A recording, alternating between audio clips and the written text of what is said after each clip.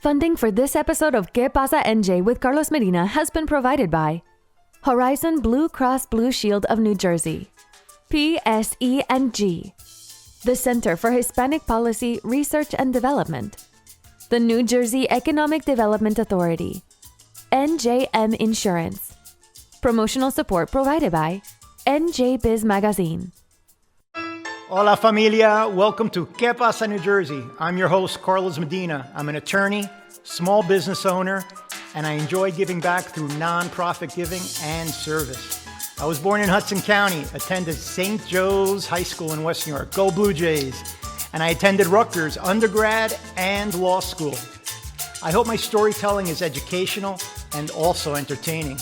Would love to tell you a little bit about my family history. My dad fled Cuba in the 1950s. He came to New York with a few dollars in his pocket and many dreams. He worked as a steel worker and usually held multiple jobs at a time.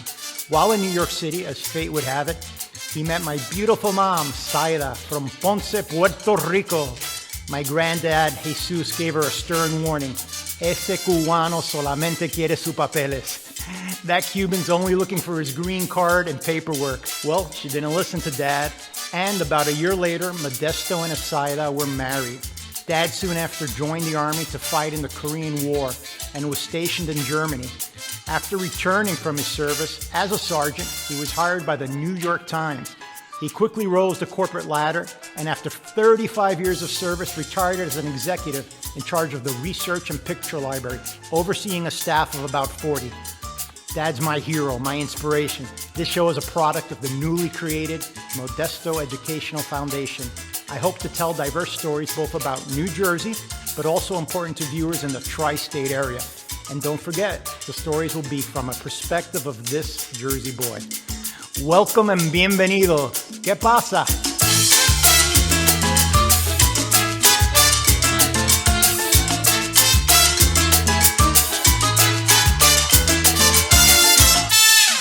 And now we have our first guest, Ramiro Cavazos, President and CEO of the United States Hispanic Chamber of Commerce. Thanks for joining us today, Ramiro. It's my honor, Carlos. Thank you for your leadership and your CEO and presidency there for the statewide needs of the Latino community in New Jersey. We are very grateful to you and your organization for all of the hard work you have done over the last few months. So thank you, Carlos, for having me on your show. My pleasure.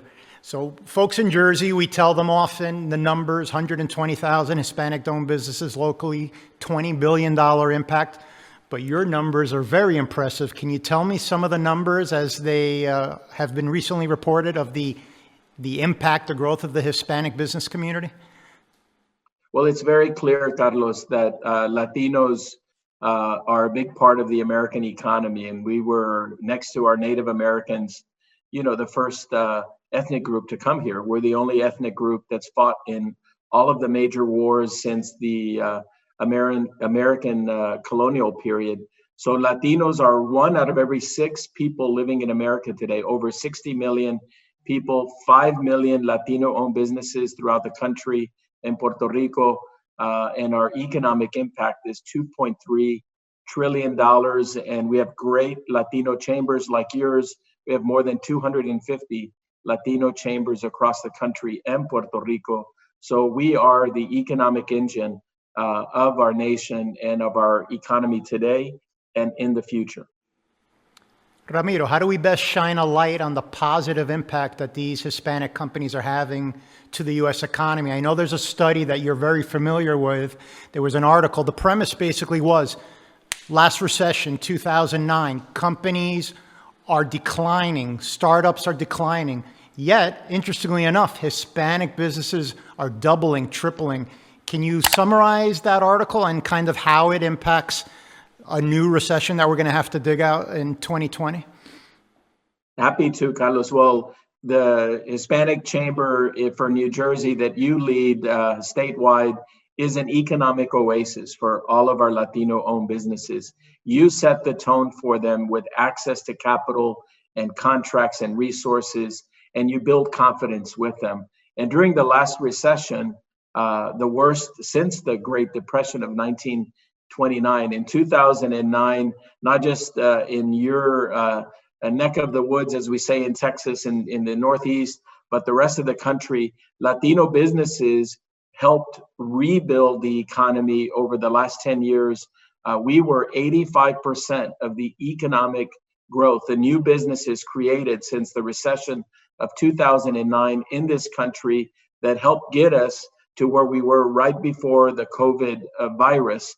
50% of the growth of those businesses was attributed to small businesses, all of them Latinos, and the other 50% also Latino businesses doing exports and imports. So a big part of the rebuilding of the economy since the recession of 2009, 84% were Latino-owned businesses, but half of those businesses were focused on small business services, essential services, and then the other half were small businesses that were Latino also doing trade, import and export, Carlos. So very important point, and we will be the rebuilding of this economy again during this economic crisis that we're living through.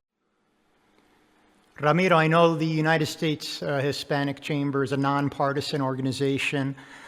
Tell me a little bit about, why is it good business as a corporation in the United States? Why is it good business as an elected official to help Hispanic businesses grow? Well, it's very important that as Latinos, there are 60 million of us. We're Democrats, we're Republicans, we're rich, poor, we're Asian if you're Filipino, we're Black if we're Brazilian or Dominican or Puerto Rican or other groups, and we're white if you're Spanish or have blonde hair and blue eyes. So we are an ethnic group. We are not a race. And the point that you're making is so important about our community is that the resiliency is tied to our confidence. It's tied to the growth of our future in this economy. And for us, it's very clear that we don't care what party you're affiliated with. We love to say we're not red or blue. We're red, white, and blue. We stand for patriotism. We love this country. We were here and helped build it, and we'll continue to rebuild it. Our favorite color is green, and it's the color of money, and we want to put it in the pockets of all Latinos in America, and that's why your chamber exists, and our chamber works hard to partner with you. Tell me, Ramiro, a little bit about your family history. I know I've heard you speak, and I can't recall how many generations your family has been in Texas, and some parts may not even been Texas when they originally were there. Can you tell us a little bit about that? Well, thank you. Well, I'm a seventh generation Texan. I was born in Texas, in McAllen, Texas, raised in Deep South Texas, 10 miles from the Mexican border. We have relatives on both sides of the border, Monterrey and Mexico, and obviously on the U.S. side. Our family came from Spain in the late 1600s and received one of the original Spanish land grants in South Texas that today is the King Ranch.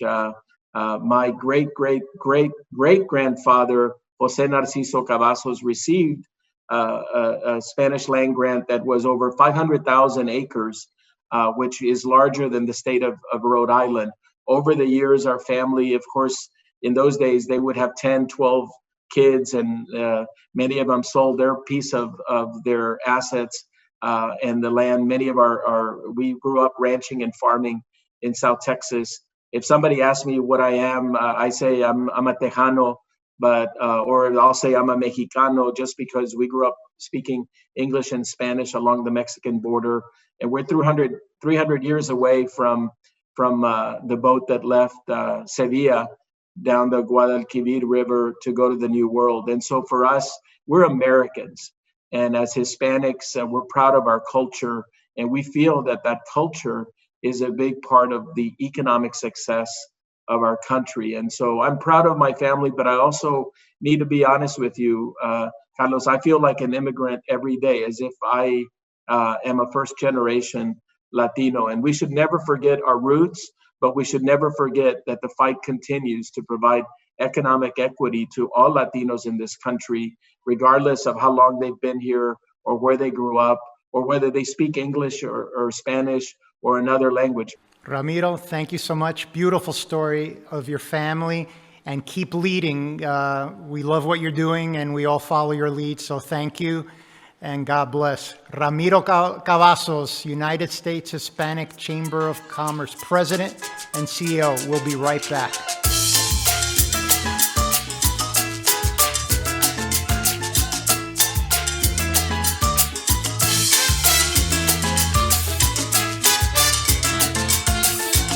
Today we're lucky to have Lily Gil Valletta, who won the Latina Trailblazer Award a couple of years back with the statewide Hispanic Chamber of Commerce of New Jersey.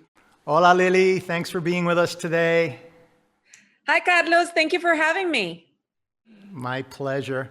She has offices in New Jersey, New York, and Colombia. And after we gave you an award, I think we were one of the first to recognize you. The United States Hispanic Chamber gave you an award. What was the title of that award, Lily? Well, I'm humbled every time I think about that one, Carlos. It was the Hispanic Business Person of the Year. And when the National Chamber takes the time to recognize me and my team for that work, it's unbelievable. So I'm humbled by it. Excellent. Tell me a little bit about your company, 100 Plus. So 100 Plus is known as experts in cultural intelligence. The way we deliver cultural intelligence is with big data analytics and market research, business strategy, which is the consultancy side of our business, and marketing services. But all of it, what makes it unique is that it's engineered for companies to know how to turn cultural trends and a diverse market into profits and growth. And that is why big organizations are tapping into us to help them grow with the power of inclusion. How has the COVID-19 pandemic impacted your business? I know we chatted a little bit offline, and it's been challenging having some corporations do the right thing and honor contracts and really take care of their vendors. Yeah, it's been bittersweet, Carlos. I think things like a pandemic or adversity in life doesn't happen to us in a way, it happens for us. And for us, it was a big wake-up call in realizing that diversification of products and services was going to be key to success. So all of the marketing scopes of work and contracts that we had that were tied to a lot of events, a lot of experiential marketing type of stuff, as you could imagine, it disappeared in a blink. When there's no March Madness and Copa America and UEFA Champions League is gone, a lot of our contracts were basically gone. So that was very sad and very difficult for us because we had to look into making tough decisions. But on the flip side, as you heard me in my introduction, we do have a tech and data analytics side of our business, and we just put all of our focus into how can we use technology and the way we are using AI to mine digital discussions and discover insights to help our clients understand people in this season of COVID-19. And very quickly, we pivoted, we focused on that. And thankfully, because of that diversification, we were able to kind of make it up a bit in what we lost on the marketing side, which now slowly but surely coming back up, was able to be disrupted by the power of technology and new partnerships that we created along the way. So I'm really interested in your ability to pivot, right? So I would say, I know we've done events together where we talk about superpowers and what superpowers Latinas have. I feel humbly that Latinos and Latinas have this resiliency, whether it's because we're immigrants or we hear the stories of our parents and grandparents that are immigrants. Touch on that a little bit. What do you feel is your ability to pivot like you did? And on the other hand, I'm constantly trying to tell small businesses, get out of your head and get the work done. Don't focus on the negative. I can't open my restaurant. I can't do this. Figure out, how do you go into the parking lot? How do you get another revenue stream? Can you talk to us a little bit about that? Absolutely. I mean, we are human. Of course, your first instinct and reaction is one of fear, but fear is like the enemy of execution. It gets in the way, it gets in your head. you get in your own head with fear. And I think it was this resilience that you're talking about. I think it's in our DNA, and it comes from our parents, our upbringing, our stories, just the way many of us have come into this country. In my case, literally with a student visa on one hand and a suitcase on the other, and just a bunch of dreams. And because of that, you're not going to let anything or a virus get in the way of your dream.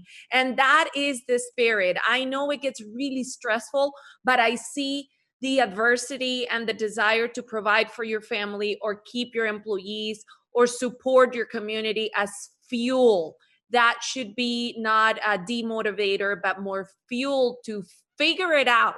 And figuring it out includes humility, being vulnerable, asking for questions and advice. You and I talked along this journey, and when COVID just hit, don't try to be Wonder Woman on your own. I think if we're comunidad y familia, this is the time to be comunidad y familia and reactivate that spirit that makes us who we are as immigrants or believers in the American dream. Yeah, and I'll mention, Lily, as a country of immigrants, growing up in Hudson County, this was a similar story for Italian immigrants, for Irish immigrants. So I won't say this is unique to Hispanic immigrants, but obviously the last wave of immigrants, or the larger wave, has been Hispanic immigrants. If you had one last message that you would want to emphasize to U.S. companies, to companies based here in New Jersey, what would that message be, Lily? You know, I'm going to bring it back to the work I do in cultural intelligence, Carlos. Right now, there's a lot of talk about the disproportionate impact of COVID on diverse communities, health implications, financial. Then we have social justice and protest erupting. And I will tell leaders out there, don't let this be an episodical PR moment in time. Inclusion and cultural intelligence is not a program. It's a mindset. And it's a way of doing and growing business. And this is not just because the Latinas telling you Latinos matter. It's because the numbers do the talking. And when you look at the growth patterns in population, in buying power, in even the affluency and upward mobility of our community, that is where you bet on, and you bet on growth. So make the smart, data-driven and purposeful decision, because you can have both. Do well and do good. And I know this is an emotional topic, but I like that you base your decision-making on facts and figures, because when I talk to people about this topic, it could get very emotional, but it's easier to just show people numbers, you know, the buying power of the Hispanic community, how companies do better with diverse boards of directors. So I appreciate what you do, Lily. We're going to have you back on, but thank you so much for what you do, and abrazón. Abrazo virtual in this era of distancing. So thank you so much. Thanks to Lily Valletta, and please stick around for more intriguing stories.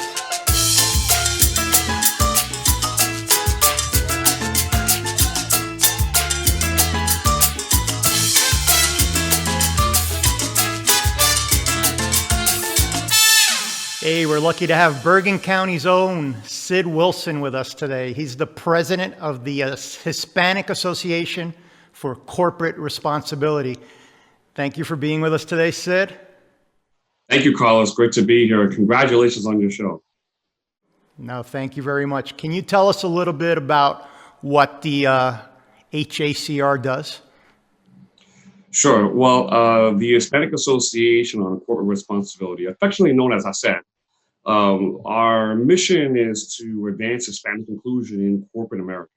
And we've been doing this for over 34 years, have been where we interact and talk to companies about what they can do to be more inclusive to Hispanics, Latinos in the areas of employment, procurement, philanthropy, and governance. That means, how do we find opportunities to change the corporate culture so that it's much more inclusive at all areas, from the board of directors all the way to the front line?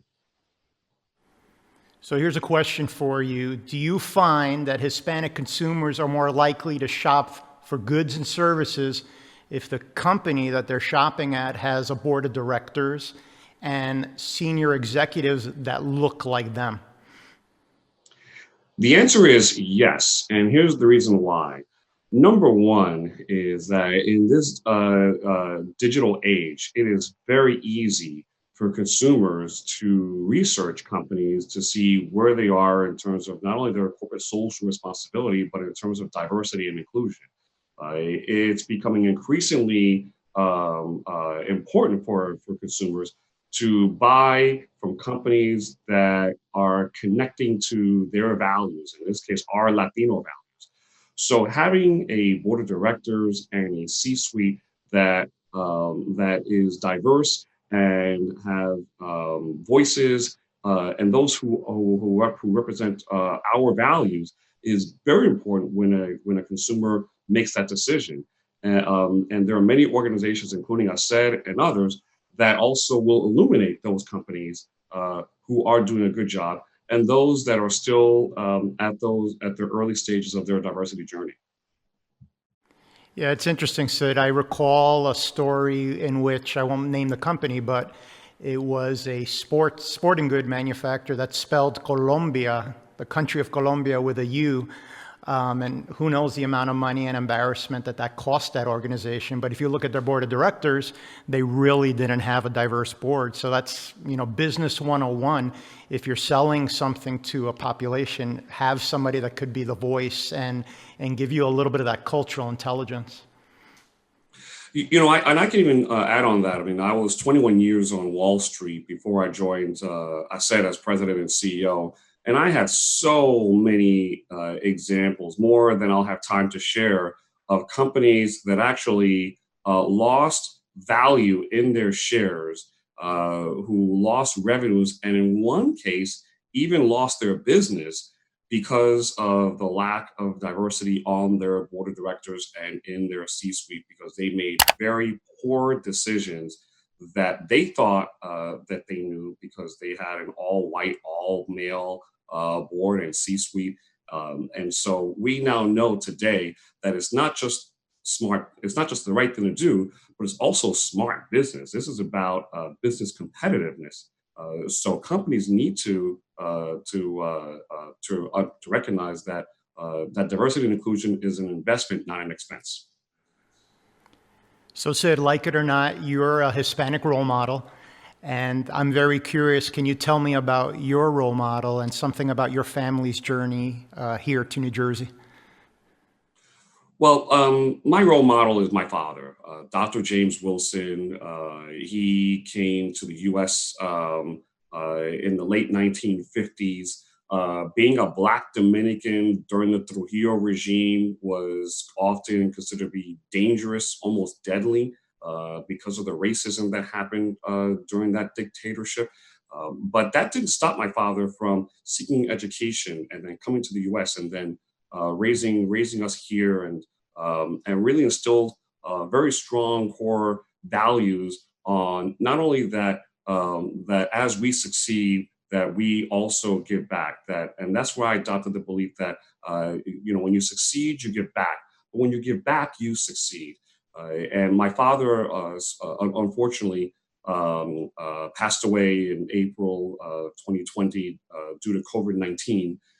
But his legacy lives on through myself, my siblings, my mother. I have a best-selling author sister, Adelcita Wilson. My brother, many of you know, is Magic Juan. Tell me, I know this has been a tumultuous year. Tell me, being an Afro-Latino, what's your perspective of race relations in this country, and how have you personally interacted with folks? How have your day-to-day experiences changed in 2020?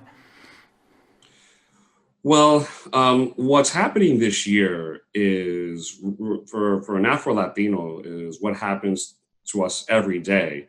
While I'm pleased to see that there's this new woke moment, and we're seeing more corporations recognize that that it's not just addressing racism, it's addressing the system of racism, the system that perpetuates racism, and looking at the system from a different prism.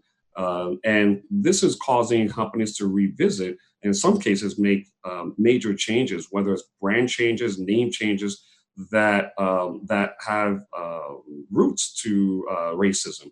And so these are some things that we need to do, but there is still needs to address the issue of systemic racism in law enforcement.